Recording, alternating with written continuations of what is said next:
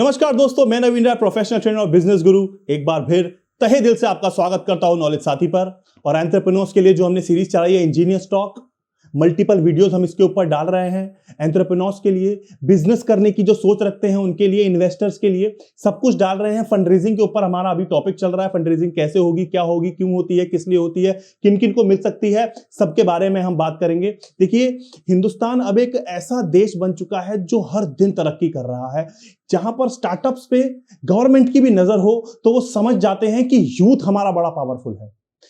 Government भी अब startup की तरफ देख रही है और एमएसएमई सेक्टर उन्होंने शुरू कर दिया है अपना। लोन्स भी अब दे रही है, आसानी से मिल भी जाता है, ज्यादा पेपर ड्रिल नहीं है।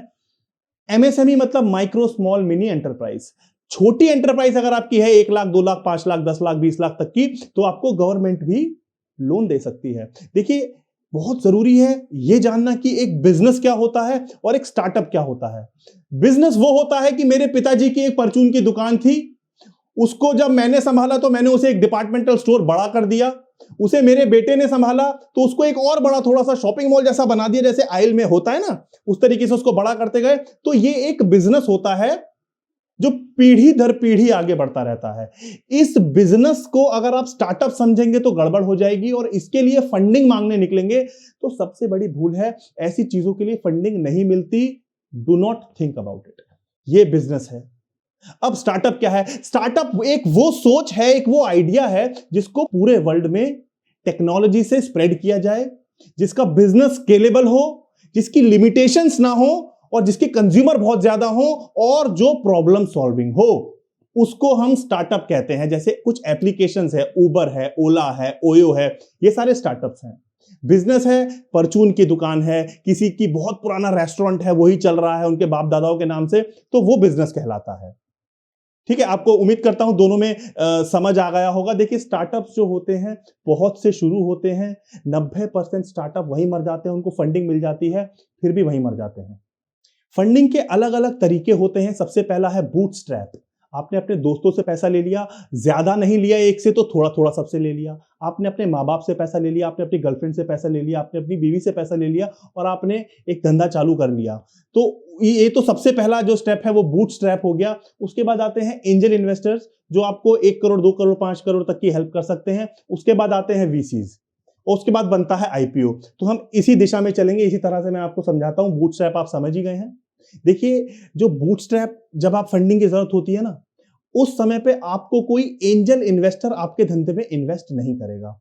अगर आपको कम से कम एंजल इन्वेस्टर के पास जाना है तो कंपनी की सेल्स अच्छी होनी चाहिए, कंपनी की मार्केटिंग अच्छी होनी चाहिए, कंपनी की टेक्नोलॉजी वाइज आप क्या कर रहे हैं वो सारा सब कुछ बहुत अच्छा होना चाहिए।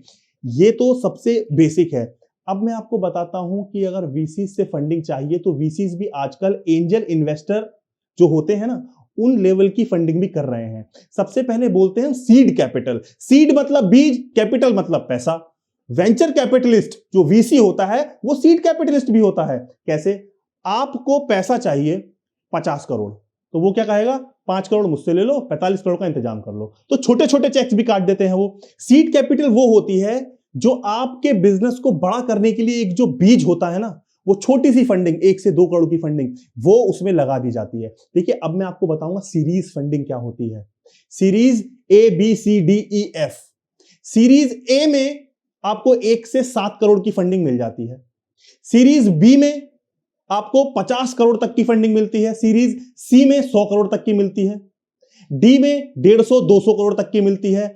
ई में 500 करोड़ तक की मिलती है और एफ में 500 करोड़ से ऊपर तक की फंडिंग मिल जाती है। और ई और एफ में जब आप आ जाते हैं तो आप एक आईपीओ या तो बन चुके होते हैं या तो आप बनने की तैयारी कर रहे होते हैं। देखिए, कई बार क्या होता है कि एक कंपनी आपको सारा पैसा नहीं दे पाती तो वो क्या करती है, आपके लिए पैसा मैनेज कर देती है। सिकोरा, मैट्रिक्स, एक्सेल, ये इनके बड़े एग्जांपल्स हैं। ये बहुत बड़ी बड़ी कंपनीज हैं और इन्वेस्टर देखता है आपकी स्टार्टअप का, आप प्रॉब्लम सॉल्विंग होने चाहिए। वो यही देखता है कि प्रॉब्लम सॉल्विंग है कि नहीं, है ना, अपॉर्चुनिस्टिक है कि नहीं, टेक्नोलॉजी ड्रिवन है कि नहीं। क्योंकि टेक्नोलॉजी के बिना पैन इंडिया और इतना बड़ा जो हमारा देश है, इतने लोगों की प्रॉब्लम सॉल्व कर पाना बहुत मुश्किल है। आप स्टार्टअप अपने घर पे चला रहे हैं तो केरला में बैठा हुआ आदमी, आपको उसको कैसे पता चलेगा आपका स्टार्टअप है?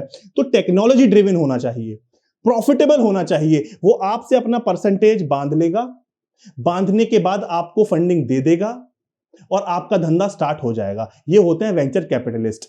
ई और एफ में जाएंगे आप आईपीओ के लायक हो जाएंगे, खुद को आप बीएसई और एनएसई में रजिस्टर कर सकते हो। देखिए, जरूरी नहीं है कि आप 50 करोड़, 100 करोड़, 500 करोड़ से ऊपर की कंपनी हो आप तभी आईपीओ खोल सकें। देखिए, आईपीओ जो है एनएसई बीएसई में, उनके चेयरमैन ने कहा है कि 1 करोड़ की भी अगर आपकी कंपनी की वर्थ है ना, तब भी आप स्टॉक मार्केट में अपनी कंपनी को रजिस्टर कर सकते हो।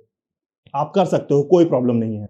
तो ये थी थोड़ी सी इंफॉर्मेशन, एक बेसिक रूट मैप मैंने आपको बनाने की कोशिश करी है कि आपको किस तरह से फंडिंग मिल सकती है। सबसे पहले बूटस्ट्रैप आ गया, बूटस्ट्रैप के बाद एंजल इन्वेस्टर आ गए। एंजल इन्वेस्टर का काम आजकल वीसीज भी कर रहे हैं, छोटे छोटे चेक्स काट रहे हैं। वीसीज के बाद फिर आप series A B C D E क्या क्या होता है वो सब आपने इस वीडियो में समझ लिया, आईपीओ कैसे खुल जाता है।